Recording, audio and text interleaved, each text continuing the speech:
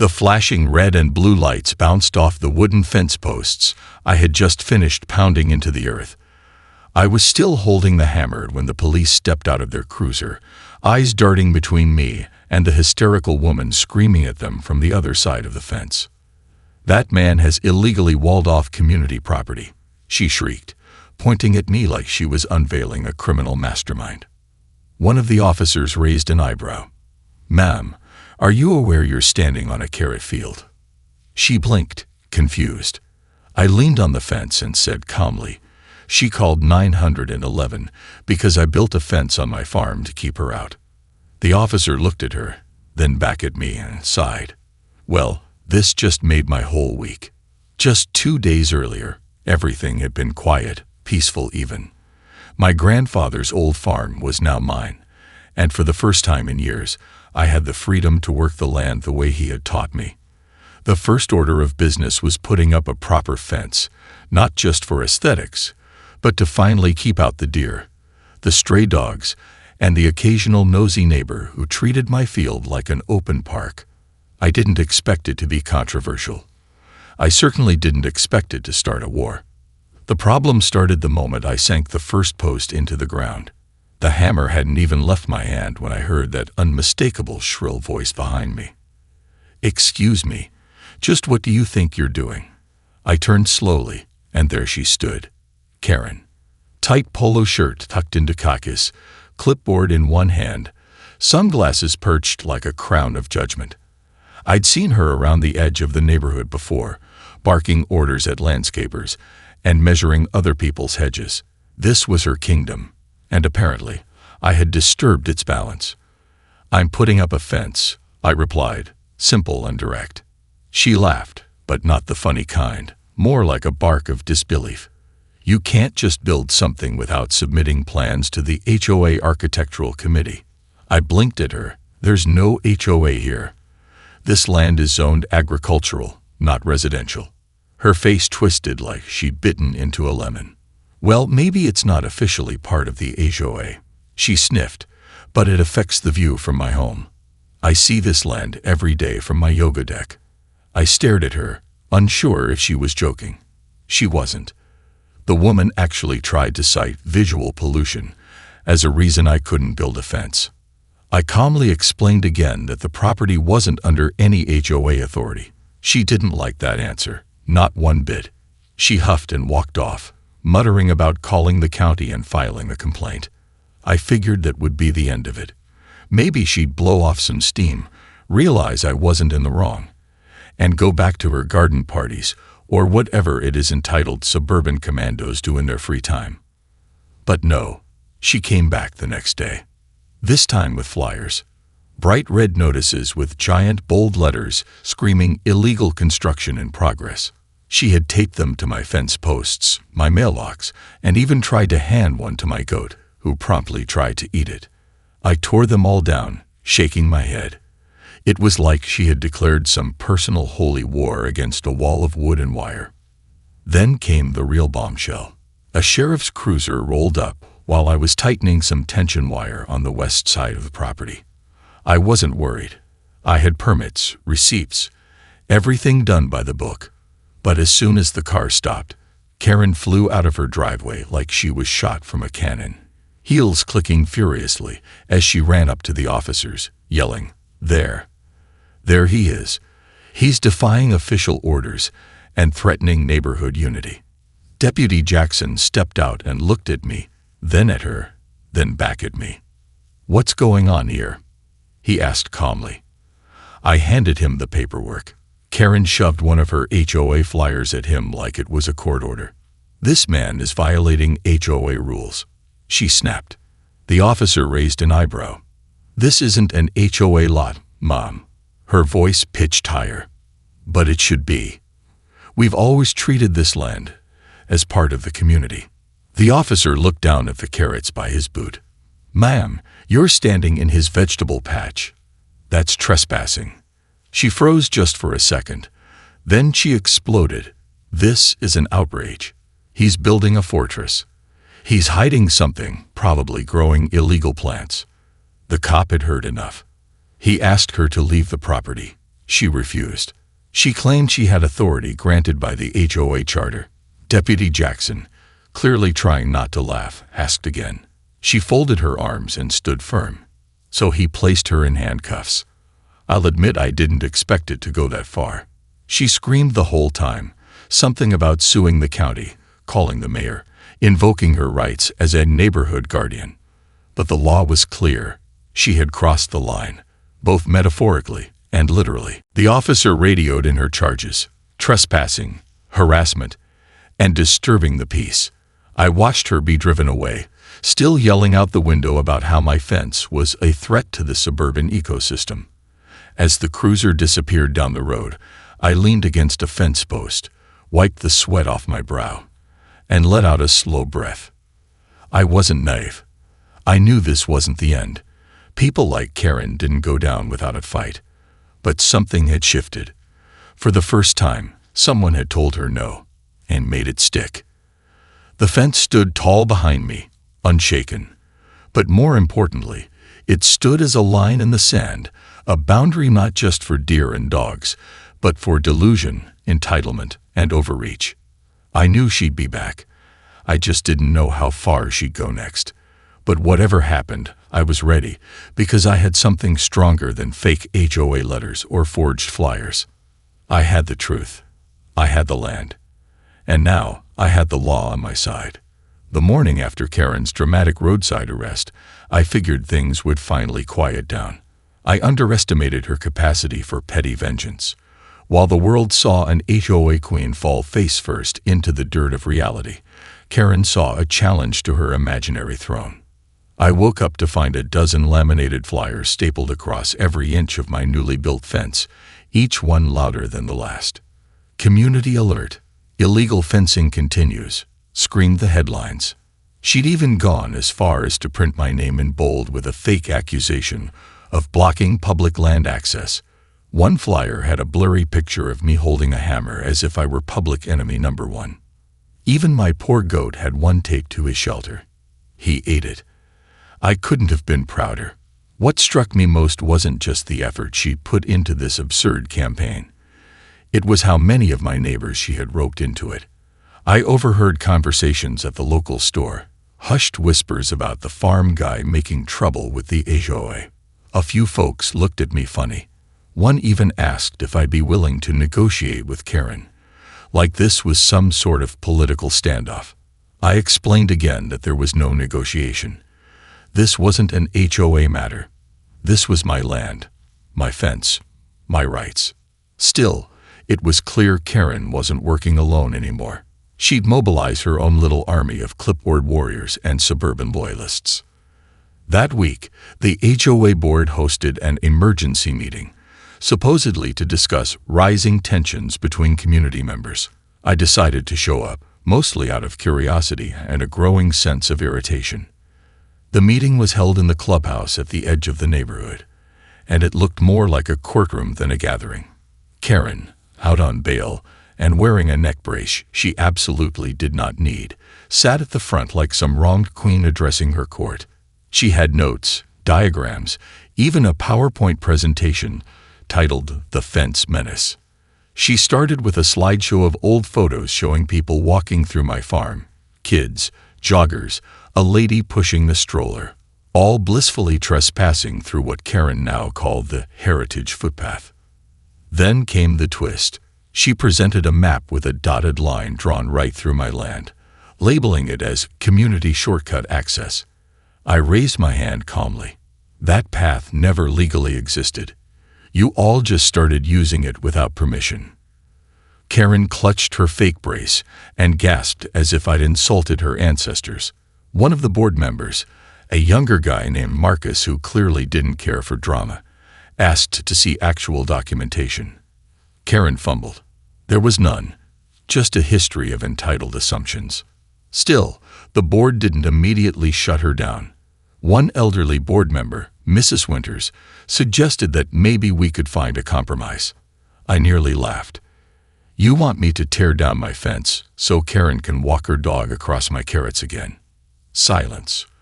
Awkward shifting in chairs. Karen stood up, flustered. He's being difficult on purpose. He's disrupting the peaceful flow of our community."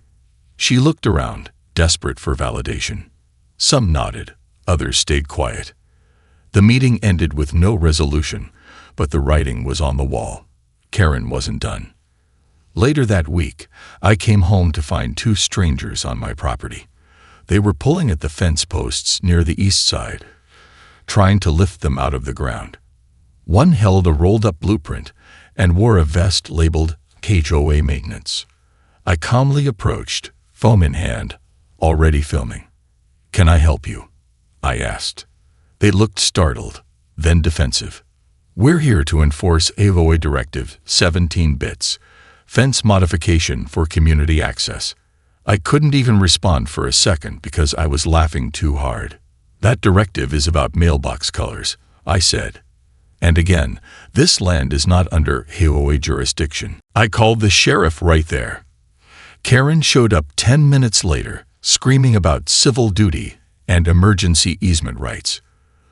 The workers quickly realized they'd been fed a bunch of nonsense and left before the deputy even arrived. Karen, on the other hand, went full supervillain. She demanded the officers cite me for obstruction. They didn't.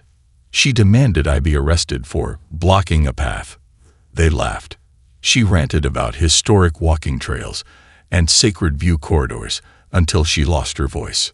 The sheriff handed her another warning and advised her not to set foot on my land again. She called him a fascist. He shook his head and drove off. I strengthened the fence that night with extra reinforcement, cameras, and a few motion-triggered lights, just for good measure. The next morning, I discovered yet another layer to this mess.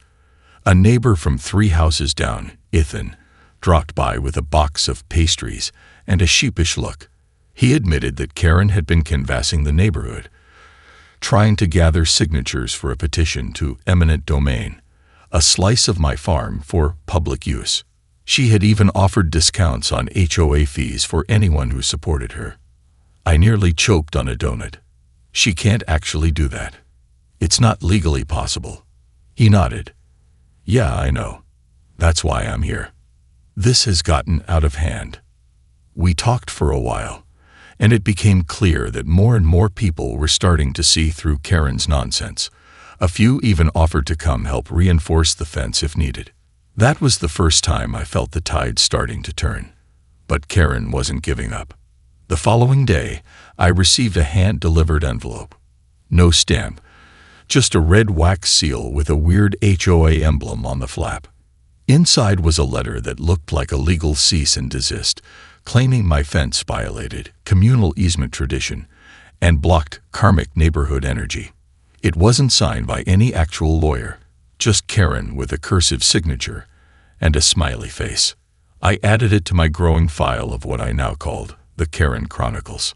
Then, as if to top it all off, she filed a complaint with the county zoning office. I got a call from an official who had to stifle laughter while reading her complaint aloud. "She says you're building a paramilitary structure disguised as a farm fence," he said, and she attached pictures of your goat, claiming he's part of a defensive livestock strategy. I thanked him for the heads up. He cleared me of any violations in less than 10 minutes. Despite the absurdity, I knew I had to stay sharp. Karen was escalating. She wasn't going to stop until she either got her way or destroyed herself trying. And based on how things were going, I had a feeling it was going to be the latter. What she didn't realize was that every move she made just tightened the noose around her own ridiculous plans. And with every flyer, every fake document, every failed attempt at sabotage, she was digging herself deeper into a hole she wouldn't be able to climb out of. The storm came at night, but it wasn't the kind you could hear with thunder or see flashing in the clouds. No, this one came with silence, broken only by the soft snip of bolt cutters slicing through metal. I was awake already. I'd gotten used to sleeping lightly ever since Karen's personal vendetta against my fence began. The cameras I'd installed blinked to life just before midnight. A tall figure crept up along the east side of the fence, crouched low, wearing all black and carrying a duffel bag. I watched the screen with disbelief that slowly morphed into amusement. There she was, Karen, HOA president, neighborhood vigilant. And now, apparently, moonlight fence assassin. She cut clean through one of the tension wires, then moved on to the next. The woman was methodical, delusional, but focused. I let her keep going. Every step, every clip, every stomp of her entitled little sneakers was caught on 3 different camera angles. She worked for almost 20 minutes before something startled her. Maybe an owl, maybe the realization of how far she'd sunk.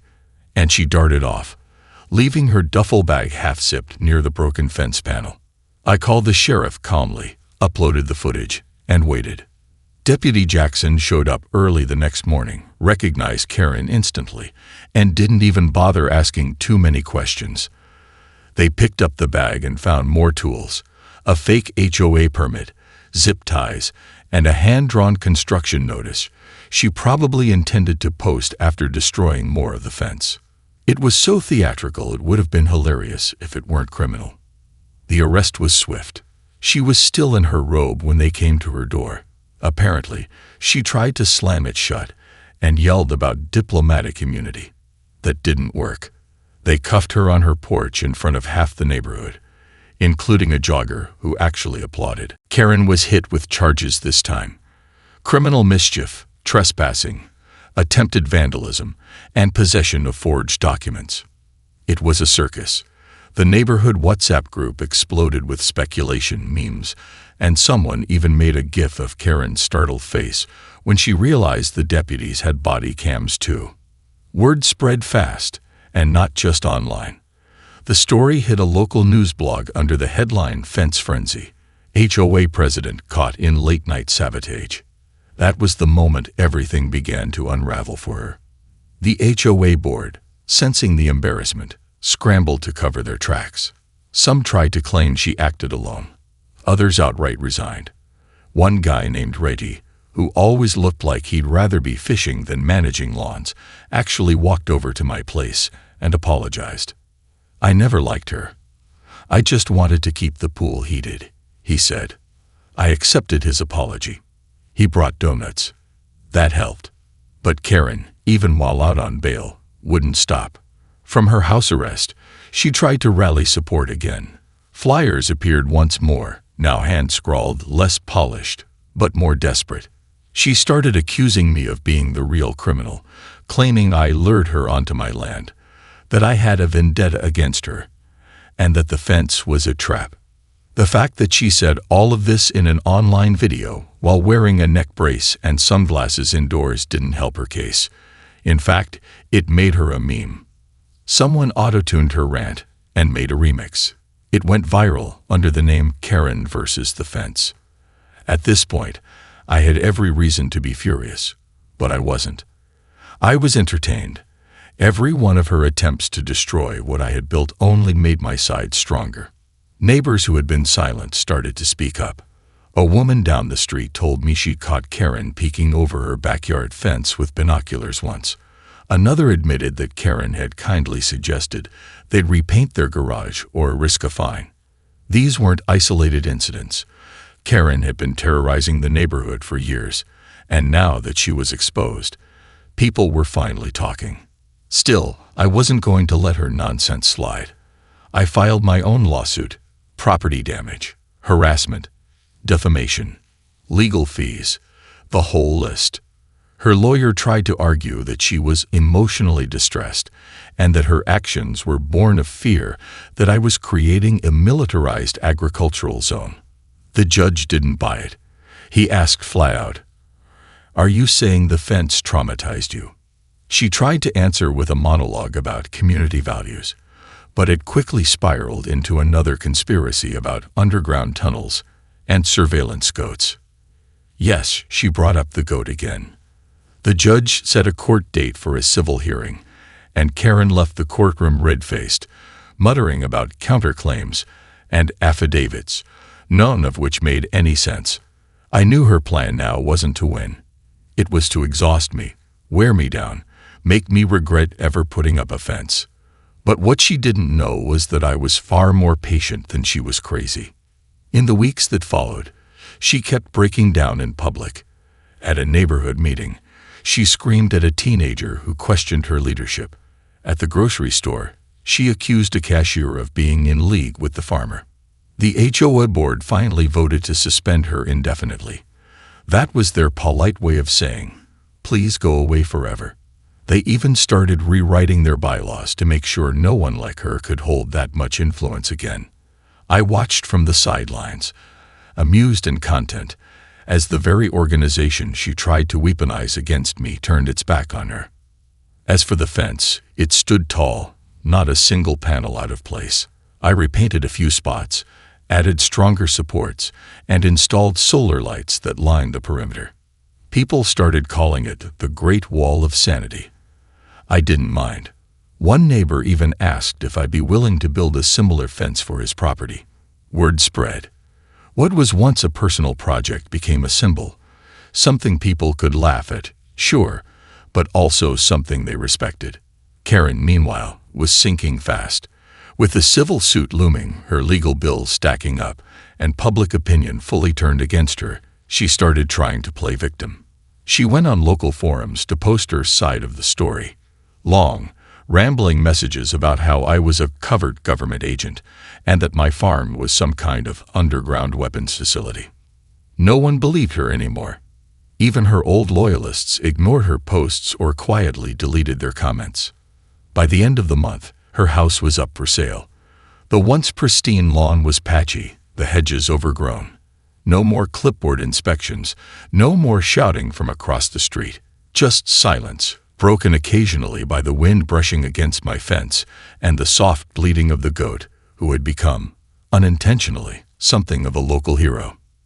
The storm had come and gone, but what it left behind wasn't wreckage. It was peace. Peace with a side of poetic justice and a fence strong enough to hold off an army of Karens. The fence didn't just stand, it stood proud. Every nail, every board, every inch of it now carried a story. What began as a simple boundary to mark my land had turned into the neighborhood's most infamous landmark. People would slow down while driving past. Kids would pose for pictures next to it. And local teens even made a TikTok trend called Fence Check, where they reenacted Karen's meltdown in dramatic slow motion. I hadn't asked for any of it, but I'll admit it was entertaining. My farm was no longer just a quiet piece of earth on the edge of suburbia. It was now a monument to sanity, to patience, and most of all, to standing up against entitled absurdity. Then the news crew showed up. A local station had picked up the viral story and wanted to film a segment. At first, I wasn't sure I wanted to participate, but the more I thought about it, the more I realized that this wasn't just my story anymore. It was everyone's story who had ever been bossed around by someone with a clipboard and a fake sense of authority.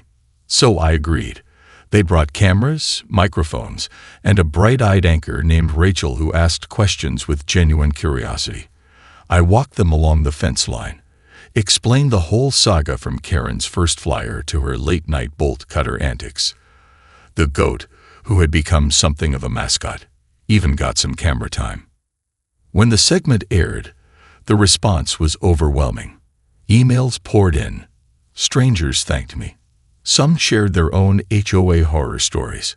Others just wanted to send support. Karen, predictably, couldn't let it go. She tried to hijack the narrative by posting a rebuttal video from her living room. She wore a neck brace again, though she hadn't worn one in weeks, and spoke dramatically about how her neighborhood had turned against her in favor of a rogue farmer with boundary issues. Her video was 15 minutes of rambling conspiracy theories and off-topic rants about community spirit. It got flagged for misinformation twice. Meanwhile, I was getting offers from local gardening groups who wanted to host events on my farm. One group even offered to name a summer seed exchange, Fence Fest. I politely declined the naming rights but agreed to let them set up a few booths next season. Why not? The land was finally peaceful again. But Karen, even as her house gathered dust and her lawn turned to weeds, wasn't done just yet. One last desperate attempt came when she threw a neighborhood barbecue. Flyers went out under the title Community Healing Picnic, but instead of unity, it turned into awkward silence, and burnt hot dogs. Hardly anyone came. The few who did mostly stood around the periphery, unsure if they should be seen there. Karen tried to give a speech near the end, something about restoring order and tradition, but was drowned out by a toddler crying and the grill flaring up in smoke. A boy wearing a goat t-shirt yelled, "Bring back the fence guy." That was the final nail. After the failed barbecue, she filed a final complaint with the HOA, claiming emotional damages caused by long-term exposure to disruptive fencing. The board didn't even respond. They were done. She was isolated now, a ghost wandering her empty front yard. And then came the court day. I walked into the small civil court building with a thick folder in my hand and quiet confidence. She walked in 15 minutes late, flustered, papers spilling out of a leopard print bag. Her lawyer looked like he wanted to be anywhere else. Judge Torres listened carefully as we each presented our sides. My video evidence, printed documents, sheriff's reports, and photos of the damage spoke volumes. Karen's defense consisted mostly of emotional appeals and outlandish claims about fence-based harassment. The judge didn't take long to decide. Karen was ordered to pay damages for the fence repairs, legal fees, and a restraining order was granted. She couldn't come within 100 feet of my property. She tried to object, raising her voice about how the goats have cameras in their eyes, and the judge simply nodded and said, "Court adjourned." Outside the courtroom, I saw her slumped on a bench, shoulders sagging, mumbling to herself. I didn't say anything. There was nothing left to say. Back on the farm, the sun felt warmer than usual. Maybe it was just relief. I decided to mark the end of the madness with a small celebration. Not a public event, just a few close neighbors and friends who had supported me through the chaos. We grilled some corn, shared a few drinks, and laughed at the absurdity of everything that had happened. The goat wore a little paper crown someone made for him. A local artist gifted me a wooden plaque that read, "Defender of the Fence." I nailed it to one of the posts with a smile. Then came something I never expected. The new HOA board president, Alina, showed up at my gate with a gift basket and an official apology letter. She looked genuinely embarrassed by everything that had happened. "We're doing a full review of bylaws," she said. "No more rogue actions, no more fake notices, and absolutely no more Karens in charge." I thanked her. She nodded and looked around. "You know," she added, "this place could be a community gem if you ever feel like doing a fall festival or something." I didn't say no. I just smiled. The next week, Karen's house went up for sale. The listing photos had clearly been taken years ago. None of them showed the wilted grass or broken shutters. Word was she was moving to another state to rebuild in a less hostile environment. As one gossip site phrased it, her departure wasn't marked by any ceremony. No goodbyes, no farewell coffee mornings. Just a moving truck that came one morning and left that afternoon. One box fell off the truck bed and cracked open in the road. Inside were dozens of unused HOA flyers. A neighbor collected them and handed them to me like a trophy. I used them to light a small bonfire that night. Poetic recycling. For the first time in months, the farm was completely still. No flyers, no complaints, no bizarre accusations. Just the sound of wind moving through the fence line, the crunch of gravel under my boots, and the low bleat of a goat who had somehow become the mascot of community resilience. The peace felt earned, carved out with every ounce of patience I'd held on to during Karen's reign of entitled chaos. The fence hadn't just protected my land. It had drawn a line in the sand between sanity and absurdity, and proved that standing firm, even against a tidal wave of nonsense, was worth every nail. It was almost unsettling how quiet things became after Karen finally left the neighborhood. Her house sat vacant for a while, a hollow shell of arrogance and floral-printed tyranny slowly being reclaimed by weeds and time.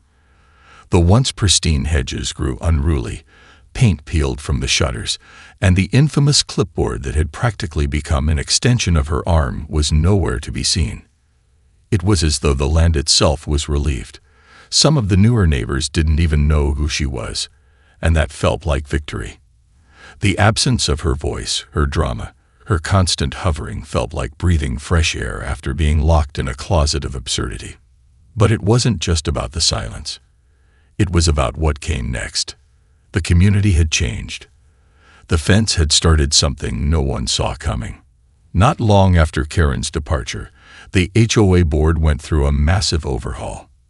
Elections were announced, real ones this time, not just rubber stamp gatherings where Karen picked her minions. People actually campaigned, held open meetings, and talked to the residents like they mattered. For once, it wasn't about enforcing rules nobody read. It was about protecting the peace and making the neighborhood livable again. The new president, a retired school teacher named Olivia with zero tolerance for nonsense and an impressive record of organizing school carnivals, personally delivered a letter to me with a sincere apology. Along with it came a signed agreement acknowledging that my land was permanently exempt from HOA regulation and that any future disputes would be handled directly by county authorities, not self-appointed lawn dictators. I read the letter twice, just to feel the satisfaction sink in. Olivia and I chatted for a while that day, and I found out just how deep Karen's manipulation had run. She'd been issuing fake fines for years, intimidating elderly residents, exaggerating violations, even threatening legal action over mailbox colors and improperly stored garbage cans. One elderly couple had paid over $800 in community restoration fees that turned out to be completely made up. Olivia was appalled, and she promised to do everything in her power to make it right. I believed her. Unlike Karen, Olivia didn't have to scream to be heard. She had the quiet confidence of someone who had dealt with screaming children for 3 decades and had always won. As for me, I didn't just patch up the fence. I expanded it. With help from some neighbors, I built a larger gate, added a little archway, and planted wildflowers along the inside perimeter. A local artist offered to paint a mural on the interior side, a beautiful scene of open fields and grazing animals with a peaceful blue sky and a small caricature of a goat wearing sunglasses. That part got the biggest laugh during the next community walk. Kids loved it. Parents appreciated it. Even strangers began showing up just to take photos. Someone pinned a laminated copy of the original viral news article beside the mural, with a caption that read, "Respect the fence, fear the goat." One sunny afternoon, Deputy Jackson stopped by, the same one who had arrested Karen, now a familiar face and unofficial supporter of my fence saga. He brought a cooler of soda and asked if I was planning to host anything this fall. I laughed, but he was serious. Apparently, the county fairgrounds had seen a drop in attendance, and he thought it would be poetic justice to hold a small fair here. I didn't commit right away, but I liked the idea. The farm had already become a symbol. Why not let it be a place for gathering, for laughter, for stories that didn't involve restraining orders? I spent the following weeks getting back to what I actually loved, tending to the crops, taking care of the animals, and letting the land breathe again without the daily drama. I noticed how much brighter things looked, how much lighter I felt. Even the goat seemed happier, though he still occasionally stared in the direction of Karen's old house, like he expected a flyer to come flapping through the wind. Old habits die hard, but the tension had melted away. The battle was over.